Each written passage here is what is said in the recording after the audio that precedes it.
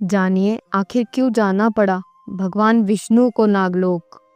त्रेता युग के मध्य काल की वह कालरात्रि थी जब धरती, स्वर्ग और पाताल तीनों लोकों में कुछ ऐसा घटित हो रहा था जिसकी कल्पना किसी ने नहीं की थी।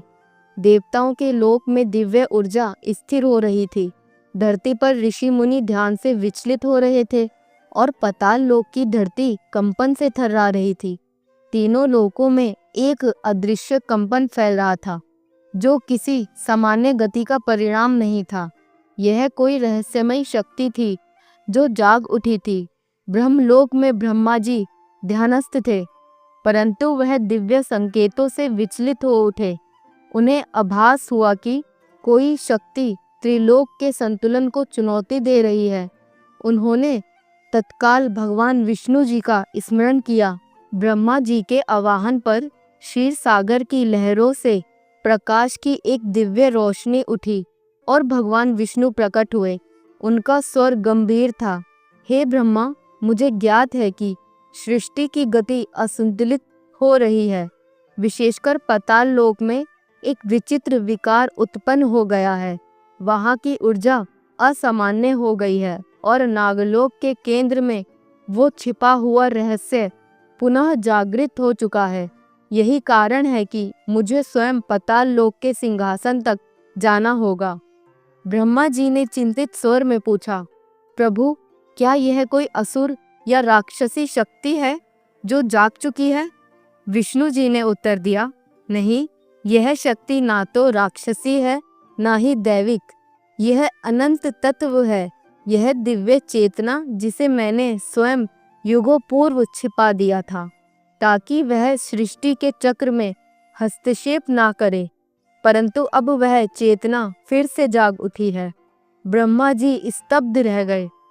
विष्णु भगवान ने कहा, इस बार यह कोई बाहरी युद्ध नहीं है, यह चेतना स्वयं मेरे अस्तित्व का अंश है और अब इसका उत्तर भी मुझे ही देना होगा। वह क्षण विशेष था जब भगवान विष्णु ने गरुड़ को वहीं छोड़ अकेले ही पाताल लोक की यात्रा आरंभ की। गरुड़ देव ने हाथ जोड़कर कहा, प्रभु, मुझे भी साथ चलने दें। विष्णु जी ने शांत स्वर में कहा, गरुड़, नागलोक वह स्थान है जहाँ तुम्हारा प्रवेश वर्जित है। वहाँ मुझे बिना किसी शौर्य या बाहुबल के जाना होगा। मुझे वहाँ शांति और चेतना के साथ उतरना है। ज्यों ज्यों भगवान विष्णु जी पाताल लोक की गहराइयों की ओर बढ़े, अंधकार गहराता गया। वहाँ की वायु स्थिर थी, जैसे समय थम गया हो। यह स्थान किसी भी लोक से भिन्न था। पाताल की दिव्यता और भय दोनों ही अद्भुत थे। जैसे ही वह नागलोक के द्वार पर पहुंचे, वहां नागों की एक विशाल दिव्य सेना खड़ी थी। नागों के रक्षक योद्धाओं ने जैसे ही भगवान विष्णु जी को देखा, उन्होंने अपने फन झुका दिए। उनके मुख से निकला, स्वागत है प्रभु, हमारे लोक में आपके पदार्पण से संपूर्ण वातावरण में चेतना जाग उठी है। नागलोक में प्रवेश करते ही भगवान विष्णु जी को एक अलग ही ऊर्जा का आभास हुआ। वहाँ की भूमि नीली आभा से युक्त थी और प्रत्येक दीवार पर नागों के इतिहास खुदे हुए थे। वहाँ के केंद्र में स्थित था नाग सिंहासन, एक विशाल मड़ियों से जड़ा हुआ दिव्य आसन जिस पर नागराज वासुकी विराजमान थे। नागराज वासुकी ने उठकर भगवान विष्णु जी का स्वागत किया और हाथ जोड़कर कहा, प्रभु, आप स्वयं हमारे लोक में पधारे, यह हमारे लिए गौरव की बात है। हमें ज्ञात है कि कोई ऊर्जा, कोई रहस्य इस भूमि में पुनः जागृत हुआ है, परंतु हम उसे समझ नहीं पा रहे। विष्णु जी ने गंभीरता से कहा, यह शक्ति कोई बाहरी नहीं, अपितु मेरे ही भीतर की एक चेतना है जो अब स्वतंत्र हो गई है। यह अनंत तत्व है जिसे मैंने युगों पूर्व समय की गहराइयों में विसर्जित किया था, परंतु अब यह तत्व किसी कारणवश सक्रिय हो गया है। मुझे शेषनाग से एकांत में मिलना है। वासुकी ने मार्ग दिखाया और नागलोक के एक छिपे हुए भाग में ले गए काल सरोवर। यह सरोवर न केवल जल का स्रोत था बल्कि समय की चेतना का केंद्र था। इसके मध्य में स्थित था एक दिव्य दीप जिस पर शेषनाग ध्यानस्थ थे। उनके चारों ओर ऊर्जा का चक्र घूम रहा था और उनके फन के चारों ओर सृष्टि के प्रतीक मंडल रूप में उभर रहे थे।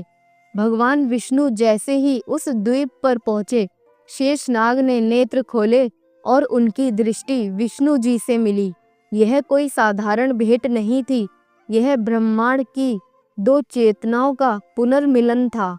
शेषनाग ने कहा, प्रभु, मैं जानता था कि आप आएंगे क्योंकि मैंने अपने ध्यान में उस तत्व को देखा है जो त्रिलोक की गति को उलटने का सामर्थ्य रखता है। यह अनंत तत्व अब केवल एक ऊर्जा नहीं, एक स्वतंत्र चेतना बन चुका है। विष्णु जी ने उत्तर दिया, और यही कारण है कि मुझे यहाँ आना पड़ा। मैं उस तत्व से स्वतः वार्ता करूँगा, परंतु उससे पहले मुझे जानना है कि यह चेतना किस दिशा में जा रही है। शेषनाग बोले, यह चेतना अब मानव मन की गहराइयों में प्रवेश कर रही है। वह उन लोगों को अपनी ओर खींच रही है जो शक्ति, भोग और काल पर अधिकार चाहते हैं। यदि यह चेतना पूरी तरह स्वतंत्र हो गई तो त्रिलोक का संतुलन टूट जाएगा। विष्णु जी ने निश्चयपूर्वक कहा, अब इसका समाधान युद्ध नहीं, चेतना का समर्पण होगा। मैं स्वयं उस अनंत तत्व से मिलूंगा। वह क्षण दिव्य था जब भगवान विष्णु काल सरोवर के मध्य जल में प्रवेश कर गए। जल ने उन्हें ढक लिया और वह किसी अदृश्य क्षेत्र, अव्यक्त लोक में प्रवेश कर गए।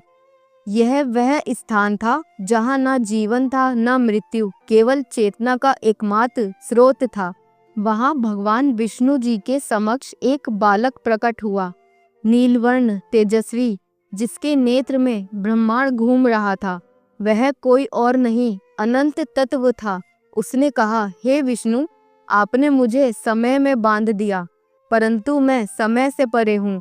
मैं शक्ति हूँ, गति हूँ और अब स्वतंत्र हूँ। विष्णु जी ने शांत स्वर में कहा, और मैं तुम्हारा संतुलन हूँ। तुम ब्रह्मांड को गति दे सकते हो, परंतु दिशा मैं दूंगा। अनंत तत्व ने चुनौतीपूर्ण दृष्टि से कहा, यदि मैं मनुष्य में जाग गया तो वह देवताओं को ही चुनौती देंगे। विष्णु जी बोले, यदि वह संतुलन से युक्त हुए तो मैं पुनः अवतार लूंगा। तुम्हें मार्ग देना होगा, नियंत्रण नहीं। यह संवाद घंटों नहीं, युगों तक चला। अंततः अनंत तत्व ने अपनी ऊर्जा को एक दिव्य रोशनी में समेटकर भगवान विष्णु जी को समर्पित कर दिया। यह ऊर्जा अब केवल उनके भीतर थी, संतुलन की सीमा में। जब विष्णु जी पुनः नागलोक लौटे तो वहां सभी नाग नृत्य कर रहे थे। शेषनाग ने प्रण किया, हे प्रभु, मैं युगों तक आपके साथ जन्म लूंगा। जब आप राम बनेंगे मैं लक्ष्मण बनूंगा। जब आप कृष्ण होंगे मैं बलराम बनूंगा। जब आप योगेश्वर होंगे मैं आपकी चेतना का विस्तार बनूंगा। नागराज वासुकी ने कहा, यह दिन इतिहास में अमर हो गया जब स्वयं नारायण नागलोक पधारे थे और ब्रह्मांड के संतुलन को पुनः स्थिर किया। आज भी जब कोई साधक ध्यान में पाताल लोक की गहराई में उतरता है तो काल सरोवर की गहराई में भगवान विष्णु जी की उस दिव्य यात्रा के दर्शन होते हैं। जब उन्होंने न केवल त्रिलोक को संतुलित किया बल्कि अपनी ही छाया से संवाद कर ब्रह्मांड की गति को नई दिशा दी। यही वह रहस्य है, विष्णु शेषनाग का गठबंधन, जो अनादि भी है और अनंत भी। दोस्तों, अगर आपको ये कहानी थोड़ी सी भी अच्छी लगी हो तो वीडियो को लाइक करें और चैनल को सब्सक्राइब ज़रूर करें। और अगर हो सके तो कमेंट बॉक्स में बताएं कि आपको ये कहानी कैसी लगी। आपका एक लाइक, एक सब्सक्राइब हमें मोटिवेट करता है आपके लिए और भी अच्छी और ज्ञानवर्धक कहानी लाने के लिए। फिर मिलते हैं एक और भक्ति कथा के साथ। लक्ष्मी नारायण की जय। हर हर महादेव।